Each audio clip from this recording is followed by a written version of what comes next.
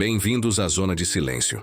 E se eu te dissesse que no coração pulsante da maior e mais vibrante cidade do Brasil, existe um prédio que não é apenas um marco arquitetônico, um arranha-céu imponente que se eleva sobre São Paulo, mas, na verdade, ele funciona como um portal.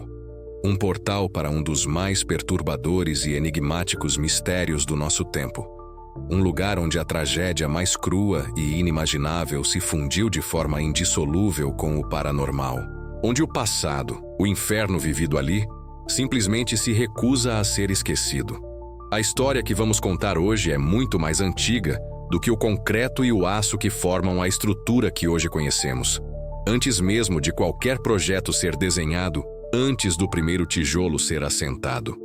Aquele pedaço de terra, na movimentada Avenida 9 de Julho, já carregava uma mancha profunda de sangue, um selo macabro de um evento que muitos acreditam ter amaldiçoado o local para sempre.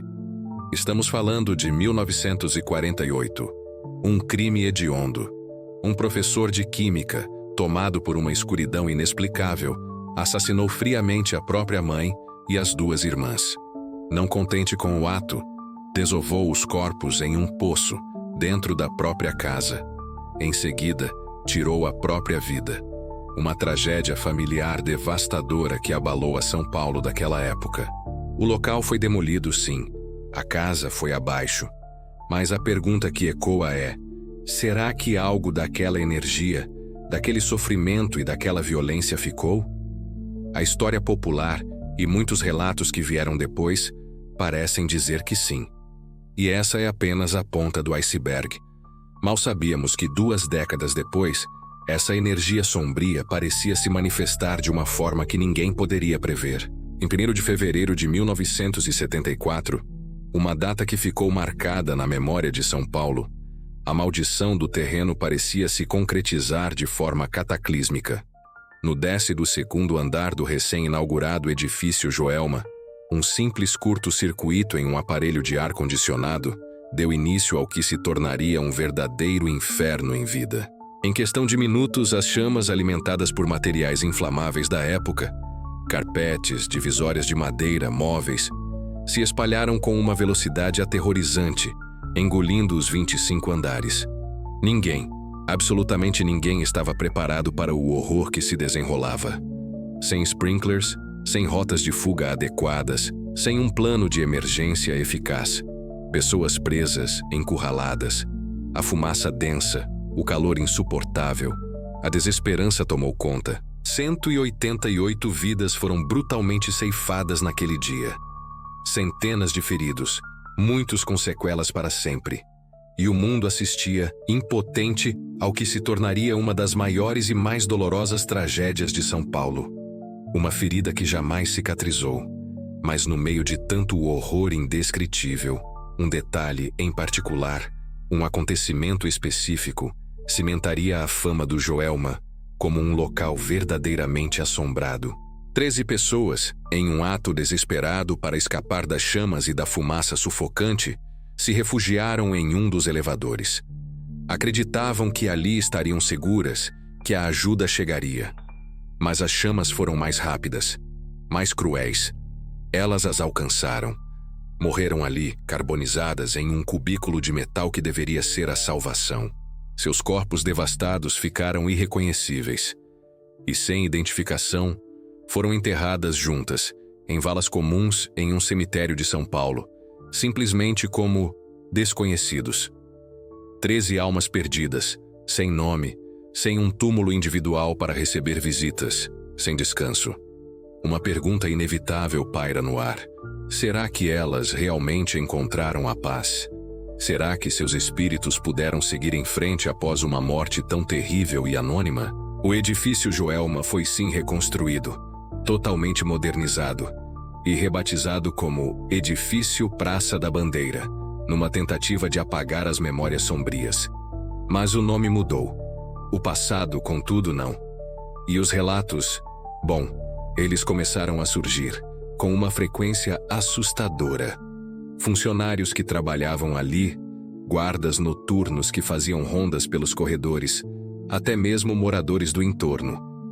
Todos compartilhavam histórias de arrepiar a espinha. Ouviu-se gritos e gemidos vindos de andares vazios, onde não havia viva alma.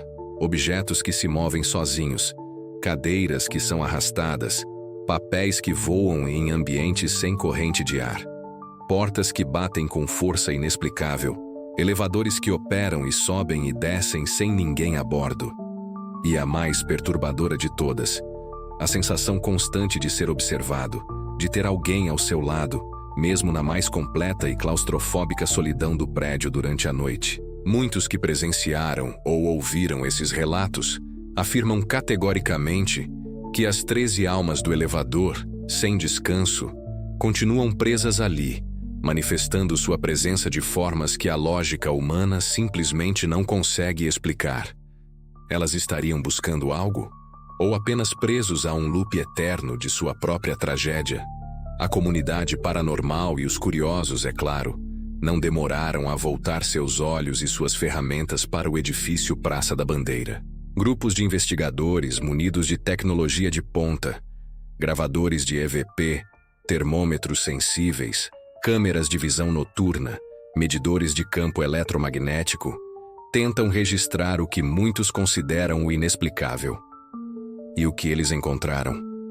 Bem, os relatos são fascinantes. Há registros de captação de EVPs, vozes eletrônicas, que, segundo eles, seriam as vozes dos desencarnados.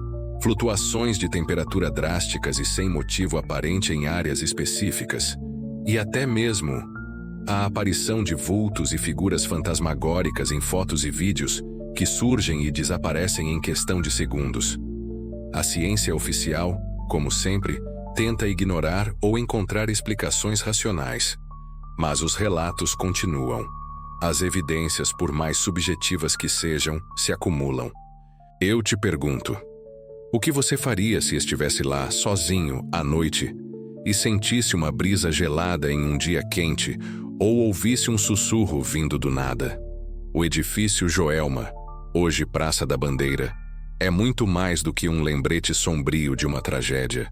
Ele é um portal para perguntas profundas sobre a vida, a morte e o que existe além. Será que a dor e o sofrimento humanos podem, de fato, impregnar um local, deixando sua marca invisível? Será que as almas que partem de forma tão abrupta permanecem ligadas a este plano terreno?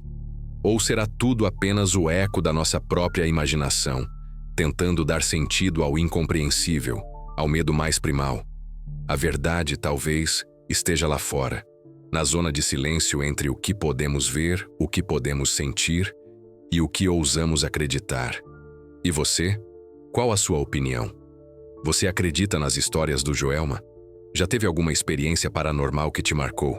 Compartilhe sua história nos comentários.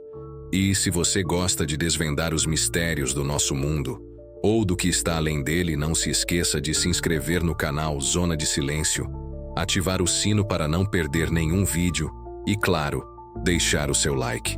Isso ajuda muito o canal a crescer. Até a próxima e que os segredos continuem nos chamando.